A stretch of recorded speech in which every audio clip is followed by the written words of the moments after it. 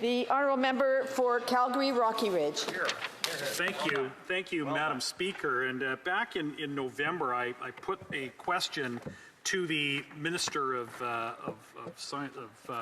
Innovation regarding the government's decision to around its massive subsidy program for battery plants, and I asked him about the inconsistencies that they had at that time offered for the number of taxpayer-funded foreign replacement workers that were going to be employed amid the massive incentives that were being given a profitable company in Windsor. And we had reports of, it was quite alarming. I think people were really quite surprised that despite the massive financial support from the government, that this was actually not even going toward jobs, local jobs in Windsor, but that it would require massive temporary workers that would have to come and add to the strain on local housing and health and all the other services that people need municipally, while the tax and that locals in Windsor would be actually have the workers there would have their own taxes paying the salaries of people that were coming in to take these jobs. So the response was wholly unacceptable.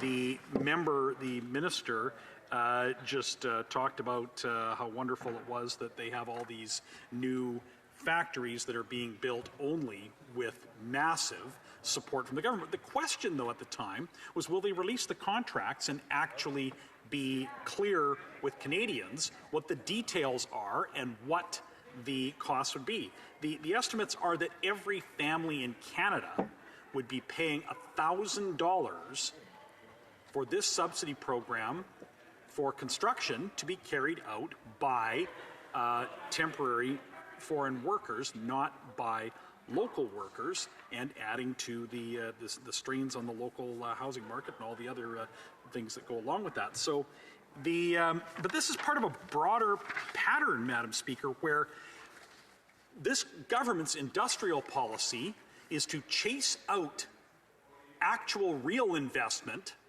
whether foreign or domestic investment, in merely and the only way that they can get anything built in this country is to subsidize it. You need to look no further than what they've done in the oil and gas industry. And, reading from this government's own reports from Statistics Canada, rising living standards will depend on productivity growth. Labor productivity has declined in 11 out of the past 12 quarters and is below its pre-pandemic level.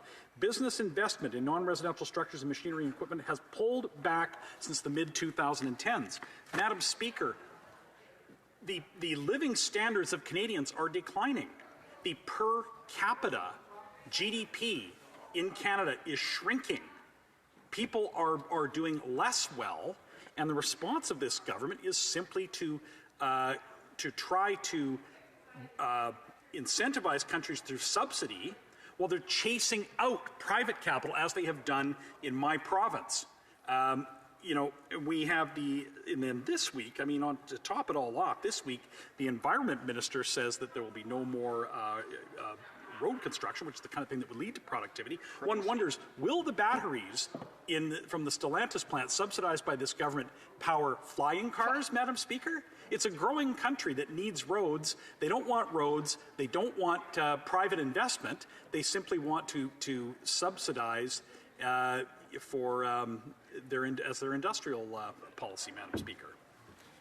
Parliamentary Secretary to the Minister of Innovation, Science and Industry.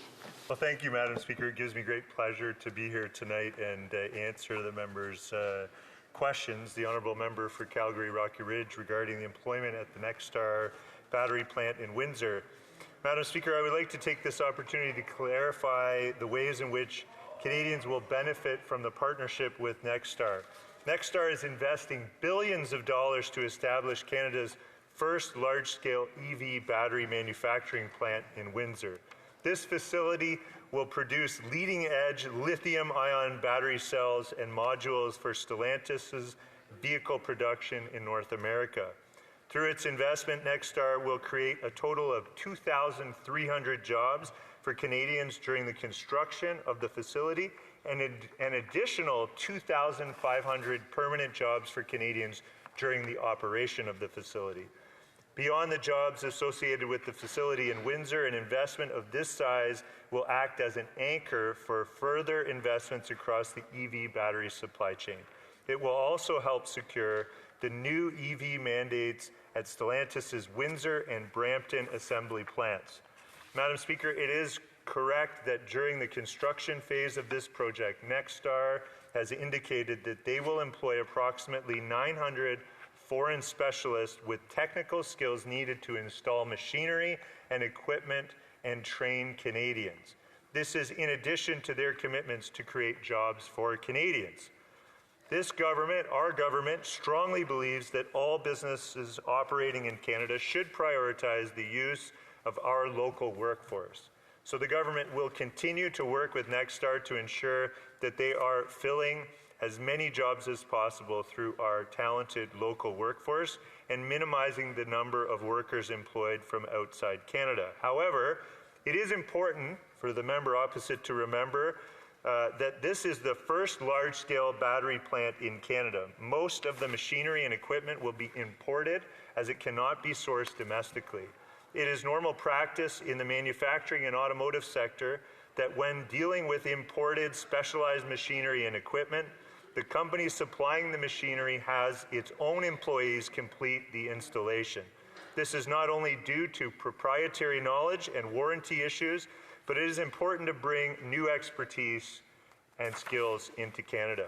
Without the use of foreign workers, this investment and others like it would not be possible, and the resulting thousands of Canadian jobs would not be created. This is a first of its kind transformational investment that requires expertise that currently resides outside of Canada. Thank you, Madam Speaker. The honourable member for Calgary Rocky Ridge. Well, Madam Speaker, if this government would simply get out of the way, private capital would return to this country and we would have actual investment that would employ Canadians and create jobs without massive subsidies. The estimate has been that the subsidy on this plant alone will be $1,000 per family in Canada. And this, a perfect example is of this government's absolute disastrous track record on investment in this country is in the oil and gas business, where they chased out private capital that would have built the Trans Mountain Pipeline. Now this government has had to massively subsidize that project, where it could have been built with private capital and employed Canadians with both the construction and the fulfillment of that job. The project's still not done. The government wants extraordinary credit for its subsidy program when it should be welcoming private capital. Here. Honourable Parliamentary Secretary. Well, Madam Speaker, it's no surprise that I disagree with the member opposite, and I think the stats and actual information that's out there actually proves the opposite, which is that foreign direct investment, Canada is rated number 3 in the world in foreign direct investment. We've also been rated number 1 by Bloomberg NEF as the number 1 place for investment in electric vehicle supply chains in the whole world. The automotive manufacturers in Canada and around the world are taking major steps to transition to electrification, and as a result, demand for EV batteries is expected to grow exponentially over the next decade. Canada is uniquely positioned to take advantage of this transition with its existing expertise in the automotive sector, clean energy, and an abundance of critical minerals and access to global markets. However, Canada will not be able to secure these investments without taking steps to remain competitive. And restricting the use of foreign workers. No members